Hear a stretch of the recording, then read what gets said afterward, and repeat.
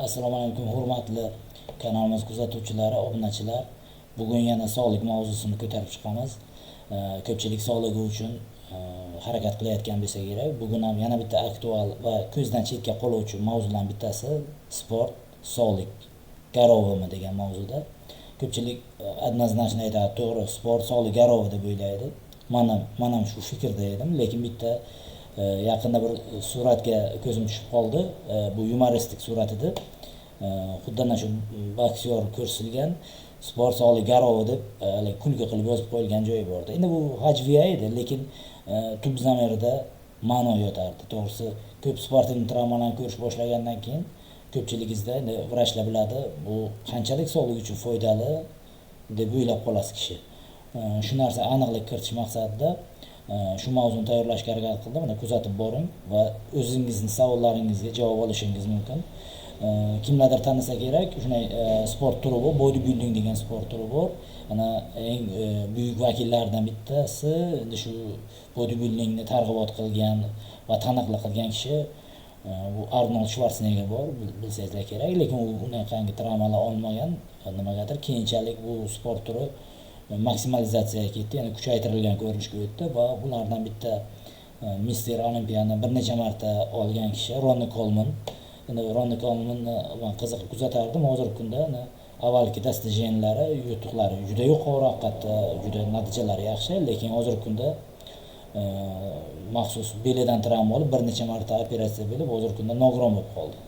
Endi bu degani sport bilan shug'ullanmang degani emas. Haligi bu Ronnie Coleman aslida bodybuildingdan travmani olmagan, boshqa bir sport turidan oldi. Amerikanskiy futbol degan shunaqa narsa bor, regbi deydim, mana shunaqa turi bor. O'shanda travma oldi. Qisqasi bu sportning travma edi. Endi buni balki ko'pchilik tanimasa kerak bu sportchini, lekin mana bu sportchini ko'pchilik taniydi. Bu Muhammad Ali, mashhur boksyorlarning bittasi. 1942-yilda tug'ilgan.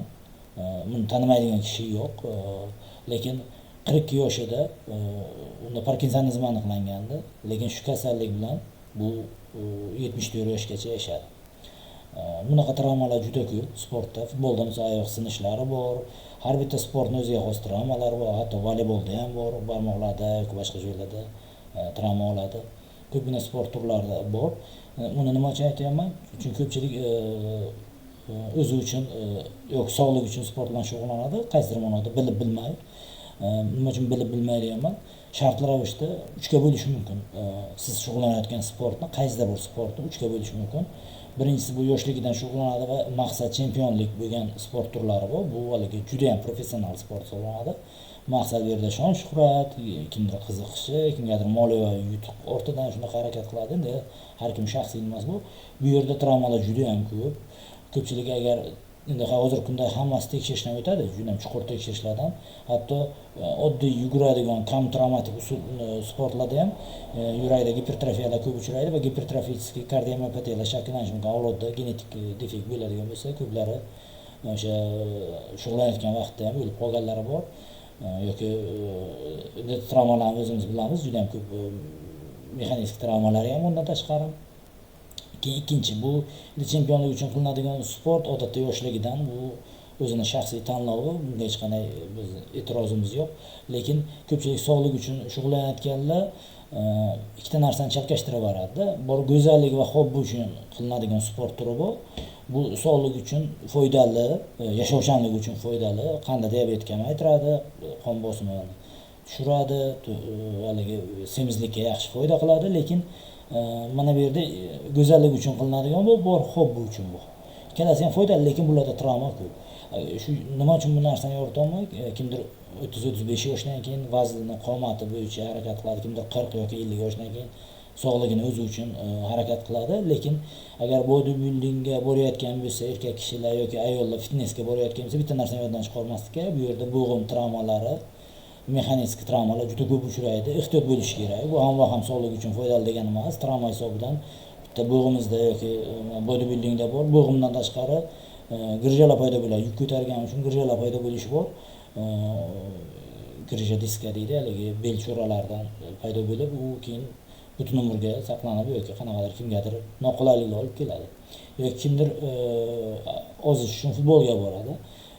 Bu yerda ham xuddi shu gap, o'sha futbolchilarning travmasiga o'xshagan travmalar, sinishlar, chiqishlar yoki bo'g'imdagi yaxshigina menikslar bo'lib uzilib ketishlari, boshqa aql paylarini uzilib ketishlari kuzatilishi mumkin. Bu hamma ham sog'ligingizga foyda keltirmaydi. Haligi dalgasroshinda yana uzoq muddat shug'ullansangiz foyda keltiradi, lekin o'sha qisqa muddatda siz zararni ham ko'rishingiz mumkin. Shug'ullanib turgan vaqtingiz o'zida zararni ham ko'rishingiz mumkin. Uchinchi shartlar ravishda bo'linadigan turi bu sog'ligi o'zi uchun shug'ullanish bu. Bu yerda travmalar kamroq. Unga yugurish kiradi. Yurish 10 ming qadamdan ziyod bo'lsa, 15 ming, 20 ming qadamliklar vaqtda sog'lig'iga juda katta foydasi tegadi. Bu yerda o'ziga xosligi yana bitta holat bu, yana marafon uchun yugurish, uzoq o'sha 3 kilometrdan ko'p yugurishlar, bular o'sha qaysidir ma'noda professionalga kiradi. Qaysidir ma'noda birinchiga tortish mumkin, bu professional sportga o'tib ketadi. Bu yerda travma juda ko'p. Yugurmoqchimisiz, yurmoqchimisiz ko'chada alohida oyoq kiyimiga ega bo'lishingiz kerak. Shu bo'yicha tanish bo'lishingiz kerak. Qanday yursa travma olmaydi kishi. Shu narsaning hammasini haligi diqqat markazida bo'lish kerak. Chunki siz sog'lik uchun harakat qila turib, sog'ligingizga ziyon yetkazmasligingiz kerak. Men bugun yetkazmoqchi bo'lgan ma'lumotlar shundan iborat-da, siz farqiga boring, qaysini qilayotganingizni. Hamma ham bu sog'likka foyda keltiravermaydi. Siz travmangiz juda ham sizga o'sha sport to'xtatishingizga olib keladi. Undan tashqari ikki arada yo'qolgan sog'ligingiz qoladi-da. Haligi umringizni uzaytirish masalasi ham bir chekkada qolib ketishi mumkin. Ma'lumot sizga qiziq bo'lsa, kimgadir shu narsalarni bilmaydigan kishilarga jo'natib qo'ying. Agar kommentariyalarda qanaqadir savollar bo'lsa, qoldiring. Qo'ldan kelgancha javob berishga harakat qilaman yoki sizni qiziqtirgan mavzu bo'lsa, yozib qoldiring. U bo'yicha ham rolik tayyorlashga harakat qilamiz. E'tiborlaringiz uchun rahmat. Xayr, sog' bo'ling.